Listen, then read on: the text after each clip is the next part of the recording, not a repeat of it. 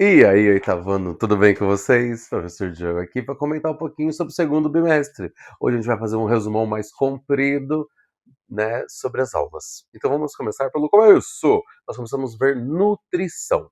Na nutrição a gente viu os macros e os micronutrientes. Os macronutrientes são os carboidratos, os lipídios e as proteínas. Carboidratos e lipídios são fontes de energia, mas os carboidratos são a fonte mais rápida de energia. Já as proteínas são construtores do nosso Já as proteínas são construtores do nosso corpo. Elas que vão criar os nossos músculos, peles, tudo isso é proteína. E no fim ali a gente tem os micronutrientes, que são sais e as vitaminas. Sais e vitaminas são reguladores do nosso metabolismo, de tudo que funciona no nosso corpo, vai ser regulado pelos sais e pelas vitaminas. Beleza. E agora, quais são os alimentos que vão me fornecer energia? Quais são os alimentos que vão ser ricos em carboidratos? No geral, alimentos branco ou amarelo ou marrom claro. É só olhar na cor, tá? Então, batata, arroz, tanto integral quanto arroz branco, farinha branca, farinha integral, pão, massas, tudo isso que vem de batata, que vem de trigo, que vem de arroz, que vem de mandioca, de raiz, frutas e sementes, vai nos ser uma fonte boa de carboidrato, tá? Prefira sempre as fontes que têm mais fibras, porque elas ajudam ao intestino funcionar belíssimo. E depois a gente vê os lipídios. Lipídios são fontes de gorduras ou fontes de óleo. Sementes são fontes de óleo boa. Carnes são fontes de gordura, só tem que tomar cuidado com o colesterol, assim como a gema do ovo, né? A clara do ovo é boa fonte de proteína. Já a gema é uma fonte mais de lipídios. E aí a gente vem para os carboidratos. Oh, tudo bom. A gente vem para as proteínas. Proteínas a gente vai encontrar na albumina, na clara do ovo. A gente vai encontrar proteína nas carnes dos animais, né? Aves, peixes, porcos, bois, vacas, né? Carnes vermelhas, carnes brancas. A carne vermelha vai ter mais gordura, carne branca vai ter um menor potencial de gordura. E nós encontramos proteínas também nos vegetais leguminosos, como favas, feijão, lentilha, amendoim, aqueles alimentos que vêm de uma vagem. Agora vamos falar um pouco de sais. Sais minerais, qualquer alimento vai ter sal mineral. Tá? Seja um sal de sódio, seja um sal de potássio, de cloro, vai ter algum sal, tá? Mas aí você vai ter que entender o que a sua nutrição precisa. Ferro você vai encontrar em carnes, em leguminosas, né, que nem feijão, precisa de magnésio, você vai encontrar em hortaliças verdes. Eu preciso de cálcio também, hortaliças verdes escuras, no ovo, no leite, né? Esqueci de comentar o leite. Leite é uma fonte de proteína e gordura também. Então, já as vitaminas, a gente vai encontrar nos alimentos mais coloridos, né? Todos os alimentos que têm cores vivas, né? Um vermelho, um amarelo, um laranja, um roxo, né? Cores que são assim, pá, vibrantes, um verde escuro. Então, são alimentos que vão ter mais vitaminas. Como eu sei se meu prato está bem equilibrado, vamos entender essa parte, é do Guia Alimentar Brasileiro. A gente vai classificar o alimento em 4 grupos. Primeiro grupo, in natura, é o grupo que a gente tem que dar mais prioridade. Então, é onde a gente encontra frutas, legumes, que são consumidos in natura, em forma natural. Pegou, lavou, comeu, tá bom?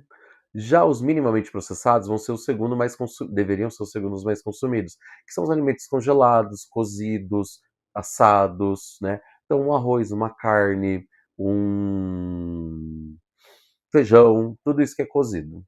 Já processado é aquele alimento que ele passou por uma industrialização mais severa. Então, por exemplo, um alimento em lata já é processado. Um queijo já é processado, né? Era leite, virou queijo. Um bolo é um processado. Um pão natural é processado. E quando vira ultraprocessado, é aquele alimento que a gente não tem que dar muita atenção. Na verdade, a gente tem que distanciar ele da nossa dieta. Porque são alimentos que passaram por uma industrialização muito pesada e ele está quase deixando de ser um alimento, porque tá virando, ele é cheio de aditivos químicos. O que a gente encontra nos ultraprocessados? Estabilizantes, emulsificantes, conservantes. Lembra que tem esse antes no final aí, né? Antes. Estabilizante, emulsificante, saborizante, aromatizante, conservantes. Isso é um bom indício de que a gente está consumindo ultraprocessado. Ultraprocessados, eles vão ter uma alta dose de açúcar, de gordura, e isso pode prejudicar a nossa saúde, tá? Então a gente sempre vai dar preferência primeiro aos in natura, depois aos minimamente processados. Aí a gente começa a não dar muita atenção alimentar para processados e ultraprocessados, tá? Consumir com moderação. Como eu sei que meu prato tem todos os grupos, você tem carboidrato, proteína, sais e vitaminas e lipídios, você vai olhar o seu prato. Quanto mais cores tiver no seu prato, branco, marrom, verde, vermelho, amarelo, laranja, roxo, tiver bem coloridão, parabéns, você tá tudo bem. Então não vale ser um prato de M&M's, porque é sacanagem. Beleza?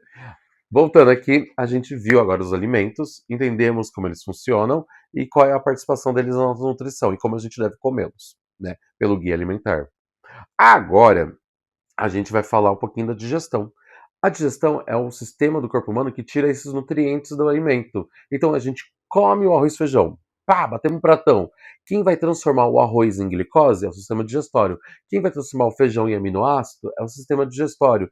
Quem vai transformar o óleo ali, o azeite, em ácidos graxos é a digestão. Quem vai tirar as vitaminas, os sais minerais e a água do alimento é o sistema digestório. Então essa é a função dele, retirar os nutrientes do alimento. Como que isso começa? Começa com a mastigação com os dentes, depois com a deglutição com a língua, e aqui a gente tem a língua misturando o alimento com saliva, aonde começa a digestão de carboidratos pela amilase, é uma enzima que acelera isso. A gente deglute, vai passar aqui ó, pela faringe, que é essa região incomum com a boca, nariz e boca, e desce para o esôfago. O esôfago tem 30 centímetros e vai dar na boca do estômago. Ele empurra fazendo movimentos de peristaltismo. No estômago, a gente vai ter ali a ação dos ácidos, né? Principalmente o ácido clorídrico, com o alimento, dissolvendo ali as proteínas, liberando aminoácidos. E alguns carboidratos mais complexos também são quebrados em glicose no estômago. Então, boca, carboidrato, estômago, carboidrato e proteína. O estômago não digere gordura, ele detesta gordura. Na real, a acidez dele fica mais braba. A gente vai para o próximo. O próxima parte é o duodeno, é o começo do intestino delgado. Nele a gente vai ter a ação do suco pancreático, que vem do pâncreas, e da bile, que vem da vesícula do fígado. Então, fígado e pâncreas mandam suco pancreático e bile para o duodeno para digerir gorduras, como se fossem detergentes, tá? Aí, do duodeno, vem para o resto do intestino delgado, que mede em torno de 5 a 6 metros. E esses 5 metros de intestino delgado vai absorver os nutrientes, carboidratos em forma de glicose, proteínas em forma de aminoácidos, gorduras em forma de ácidos graxos e vitaminas. Os sais minerais e a água vão ser absorvidos pelo intestino grosso e vão formar as fezes que vão se acumular no reto, pois que o cocô tem uma forma reta, e vão ser eliminados pelo ânus, evacuados. Então a gente vai para a respiração. Peraí, sétimo digestório vai para a respiração? Calma, vai fazer sentido. Detalhe, quando eu falo absorveu os nutrientes e a água, absorveu e lançou no sangue, tá? Todos os nutrientes e toda a água vão para o seu sangue. Intestino conversa com o sangue. Vamos para o sistema respiratório? O sistema respiratório tem a função de absorver o oxigênio e eliminar o gás carbônico. É uma troca gasosa. Quando a gente fala de respiração, não do sistema respiratório, a gente está falando de produção energética. Então, quando a gente fala de sistema respiratório, troca gasosa. Quando a gente fala de respirar na biologia, respiração celular, gasto energético. Vamos começar a pensar sistema respiratório. A gente tem o nariz. No nariz tem as fossas nasais que umedecem o ar e o muco, que vai grudar as partículas que estão aí no ar, junto com vírus, bactérias, né? É o catarro que faz isso. Desceu faringe, laringe. Na laringe tem a epiglote. Ela é uma alavanca ali que vai tampar a traqueia quando a comida passa. A comida passa, bate na úvula, que é aquele sininho, e a epiglote fecha. A comida vai para o esôfago. Quando a comida passa pelo esôfago, a epiglote abre e você volta a respirar. Comida bateu no sininho, fecha. Ou água, né? Bateu no sininho, fecha. Passou para o esôfago, abre para voltar a respirar. Na laringe também temos as pregas vocais. Da laringe, o ar passa para a traqueia. Desculpa aí o microfone.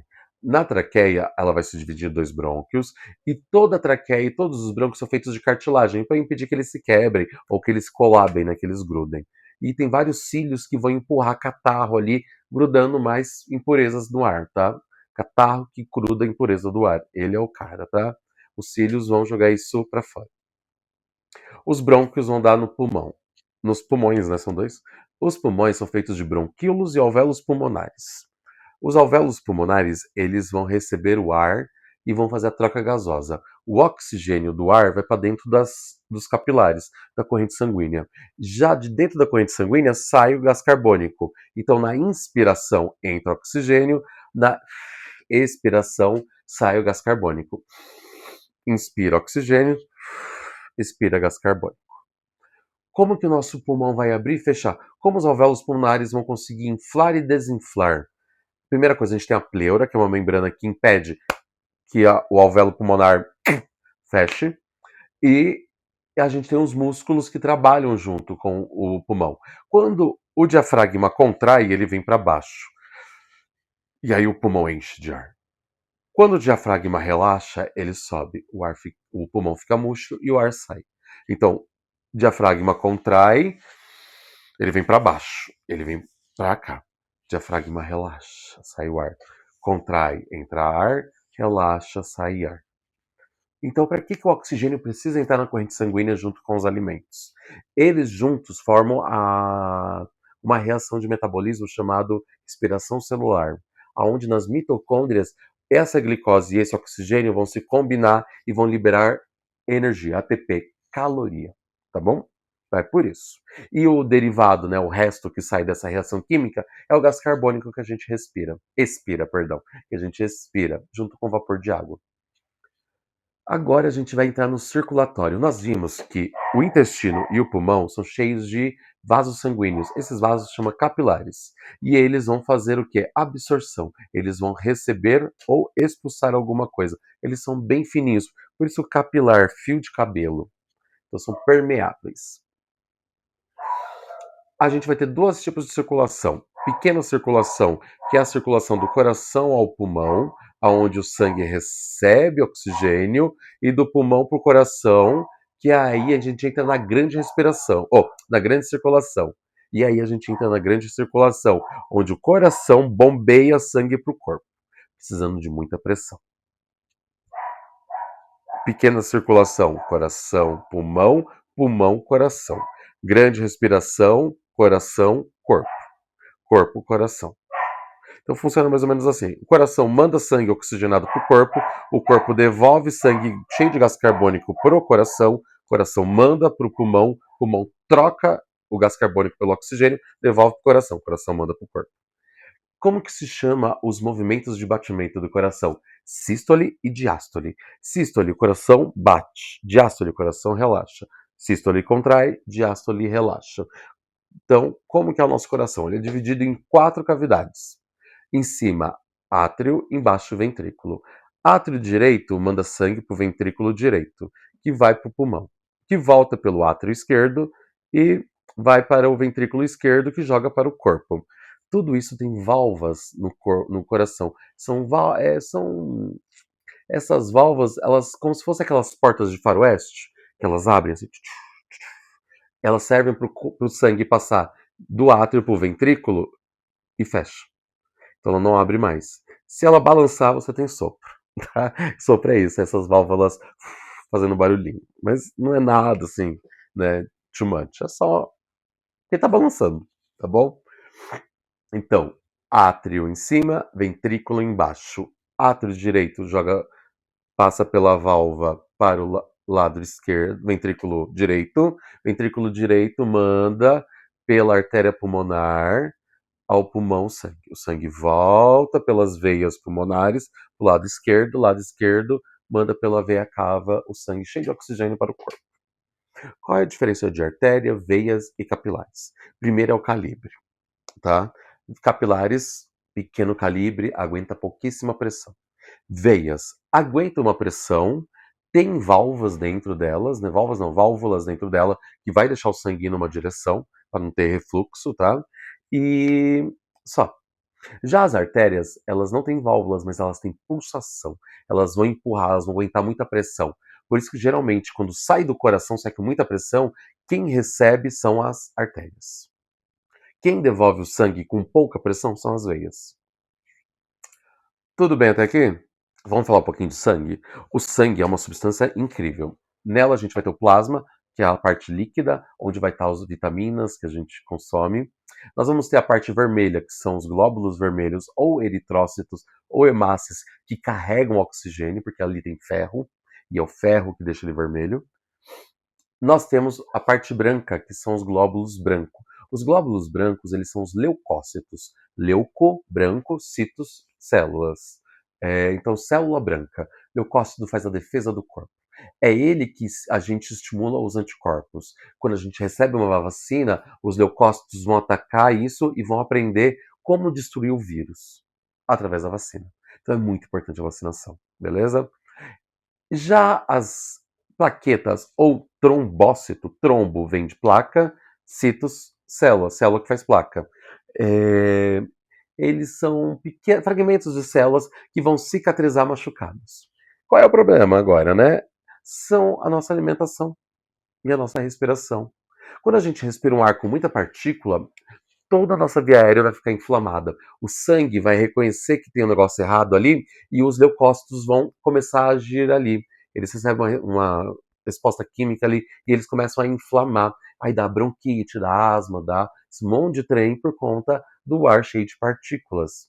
Então, o sangue e a defesa que está ali, que é os glóbulos brancos, os leucócitos, vão atacar. E quando eu me alimento mal, eu consumo muita gordura. Aí, querido, você está colocando gordura nas suas veias. Lembra que as veias elas têm uma válvula que eu falei agora que deixa o sangue só seguir de um lado? Ali pode acumular gordura. Essa gordura que fica acumulada vai criar pressão na veia. Se ela fechar, ela faz uma placa de ateroma. Essa placa de ateroma, se sair do lugar, vai parar no seu coração e vai te causar um infarto. Se essa placa de gordura sair desse lugar e parar no seu cérebro, você tem um AVC ou um AVE, quando é em outra região do crânio, tá? Nós vamos falar de diabetes. Diabetes é uma doença não contagiosa, ou seja, a-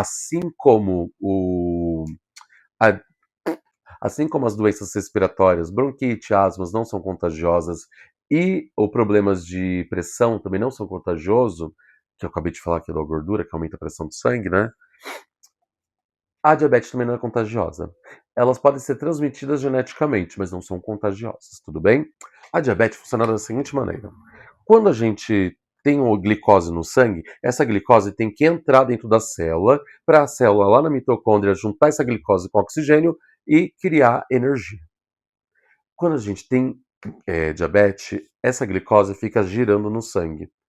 Falta um hormônio chamado insulina. A insulina ela abre uma porta na célula para a glicose entrar dentro da célula. E aí diminui a glicemia do sangue. Então, quando a gente fala de diabetes, é sobre isso. É não ter esse hormônio que vai abrir a célula para a glicose entrar e ser queimada para virar energia. Esse foi um resumão bem basicão do oitavo ano. Espero que vocês curtam, que vocês gostem, que vocês consigam ir bem na prova. Um grande beijo. Tchau!